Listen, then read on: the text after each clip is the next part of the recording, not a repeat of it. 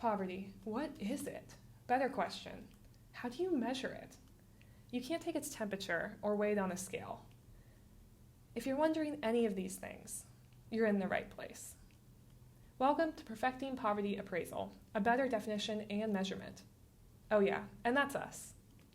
How do we define poverty? Poverty is a state that exists when an individual lacks the capability to have quality of life above the standard needed to fully participate in their society. It is certainly related to money and resources, but the truth about poverty goes beyond those clear-cut reasons. Individuals need to participate in their society, whatever that might look like. Quality of life is about well-being, not just physical, but mental and emotional as well. Before we talk about measuring poverty, let's think about what this problem actually looks like in the United States today. According to a report written by Rachel Sheffield and Robert Rector in 2011, the concept of poverty in America might be widely distorted. When Americans think about poverty, many think about significant material hardship and deprivation. But most of the people classified by the U.S. Census Bureau as poor have a wide range of amenities, like air conditioning, a car, and television. They had access to medical care and adequate food and housing. In fact, the typical poor American has more living space than the average European. So, should those people not be considered poor? Rector argues that this misrepresentation of poverty could lead to the misallocation of government resources. And while it is important to have a more accurate description of what poverty looks like, we also need to recognize the way that standards of living change over time. His data about resources and amenities don't show us the extent to which families might have to make sacrifices in order to obtain them. Maybe a family has adequate housing and food on the table, but the parents are working 2 jobs each and spending little time together with their children. They have material resources, but they're sacrificing their quality of life in order to get them. Those people should still be considered poor because poverty goes beyond basic food, clothes, shelter, and utilities. The ability to fully participate in society is a crucial component of quality of life that might affect those considered poor in the U.S., and this problem cannot be captured by pure data on what amenities a household has. So now that we know what poverty is, how do we measure it? There are many different ways to do this, but we think that the best way is based on a method called the Multidimensional Poverty Index, or the MPI. But before we dive into what the MPI really is, let's take a look at other widespread measures in the United States and other countries. First up, there's the OPM, or Official Poverty Measure. This method was developed by Molly Orshansky in the early 1960s for use in the United States. Orshansky set thresholds for various sized families, and if the income of a family was below that threshold, they were experiencing poverty. If their income was above that threshold, they were not experiencing poverty. To determine what the threshold level should be, Orshansky saw that a family doing decently well spent about 1/3 of their income on food, so she determined that for others to be doing decently well, they would need to have an income 3 times what they spent on food to account for additional resources such as clothing, shelter, and utilities. Additionally, Orshansky determined that this threshold should be adjusted for inflation every year. However, it's not perfect. The OPM does not account for government non-cash benefits such as SNAP or food stamps, tax credits, housing, and utility subsidies. It also does not account for non-discretionary expenses, such as medical out-of-pocket expenses, childcare, or taxes. It also only views blood and legally related individuals as family, so not people just living together. It also does not account for geographic variability. People living in a big city like Chicago or New York had the same poverty threshold as those living out in the country. Furthermore, it made poverty appear black and white. It didn't show the depth of poverty. Someone right below the poverty threshold line appeared the same as someone deep in poverty. Next up, we have the SPM. In 2011, the U.S. Census Bureau created the SPM, or Supplemental Poverty Measure, to expand and correct some of the failures of the OPM. So what exactly did it do? The threshold of the SPM is a little different than the threshold of the OPM. It takes a look at the amounts all the different families spend on FCSU, or food, clothing, shelter, and utilities, and finds the amount spent of the family at the 33rd percentile. It then multiplies the amount they spend by 1.2, and that number is the threshold. This measure does take into account non-cash benefits from the government to get a better picture of the financial situation of Americans with government assistance. And it does consider non-discretionary expenses, such as out-of-pocket medical care and childcare. And it accounts for geographic variability. So people living in cities have a higher threshold than those living out in the country. But guess what? It's still not perfect. It still makes poverty appear black and white without looking at the depth of poverty and how close people are to the poverty line, and only considers money when determining poverty, not other social conditions. There must be a better way. We need a clearer picture. Is income the best way to measure poverty? Surely money is related to quality of life, but there are other aspects at play. That's why Amartya Sen and Martha Nussbaum developed the capabilities approach. To understand this method, we first need to identify two key terms. Functionings are the doings and beings of an individual, such as going to school or eating breakfast. In regards to poverty, it's helpful to examine these functionings as indications of that individual's quality of life.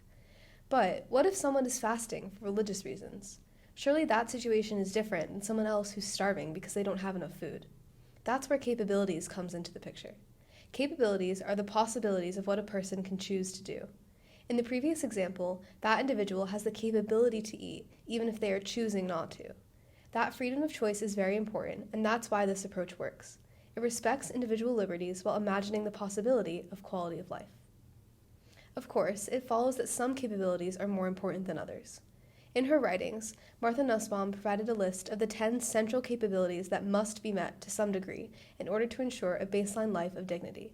She asked the question, what does a life worthy of human dignity require? These central capabilities are life, bodily health, bodily integrity, senses, imagination and thought, emotions, practical reason, affiliation, other species, play, and control over one's environment. This list is neither exhaustive nor uncontested. But despite its imperfections, the capabilities approach is still a helpful way to discuss poverty because it goes beyond sole income and examines actual quality of life. It is essential to respect individual freedom and consider not only the internal capabilities of a person, but the external contexts that allow for their expression. The capabilities approach is not perfect. It is difficult to measure, especially since some of the central capabilities like play are not really quantifiable. It also can be subjective, and policymakers might be biased when they're making decisions that affect other people. That is why a different approach, one based on the capabilities method, is the best way to actually measure poverty. This is the MPI, or Multidimensional Poverty Index. It measures acute deprivation in 3 dimensions of poverty: health, education, and living standards.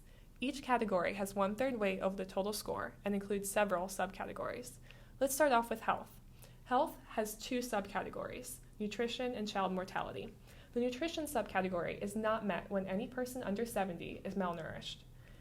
The second subcategory is child mortality. This subcategory is not met when any child under 18 has died in the household in the past 5 years. Next, we have education. Education also has 2 subcategories. The years of schooling subcategory is not met when no eligible household member has completed 6 years of schooling.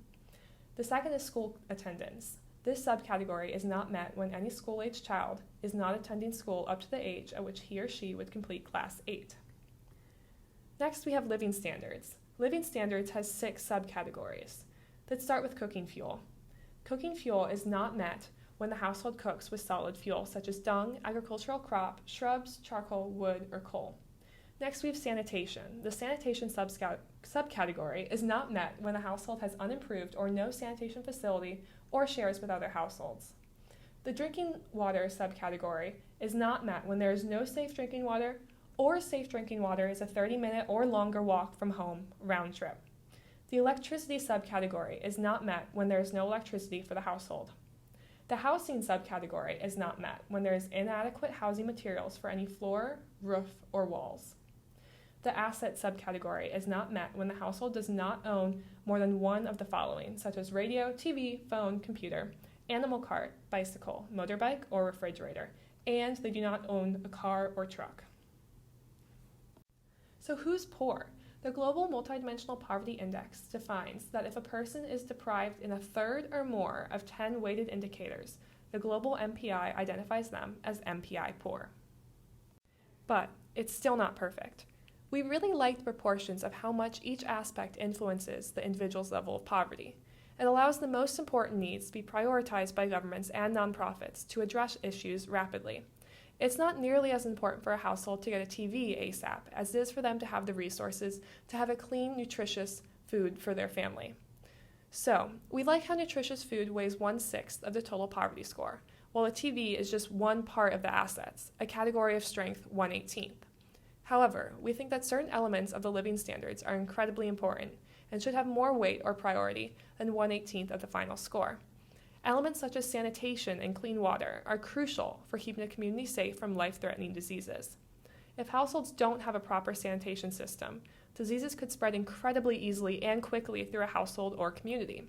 The government wouldn't have much opportunity to intervene before many people died.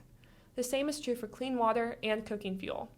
In order to live a safe and healthy life, one needs to remain protected from the potential spread of preventable malicious diseases. After all, the overall goal is to first keep people alive and safe, and then ensure they are able to participate in society.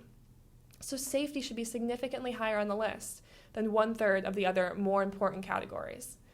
That is why we propose to divide the living standards category in half, creating now 4 main categories: health, education, future health, and living standards, with equal 25% weight towards the final score, increasing the power of each sanitation, clean water, and food fuel on the final score. We also believe that instead of being declared MPI poor for lacking 1/3 or more of the indicators, one should be declared MPI poor for lacking 1/6 or more of any of the MPI indicators. Each of these categories are crucial for being able to participate in society. Therefore, even lacking 1/6 of these necessary traits has a detrimental effect on one's quality of life. It may feel like poverty is an overwhelming issue, but look at how far we've come in our ability to understand and solve it. We certainly have a long ways to go before poverty is a thing of the past. But if we each do our part in educating ourselves and seeking active, positive change, we can make a difference. You've already started by watching this video, so thank you. Have a great day.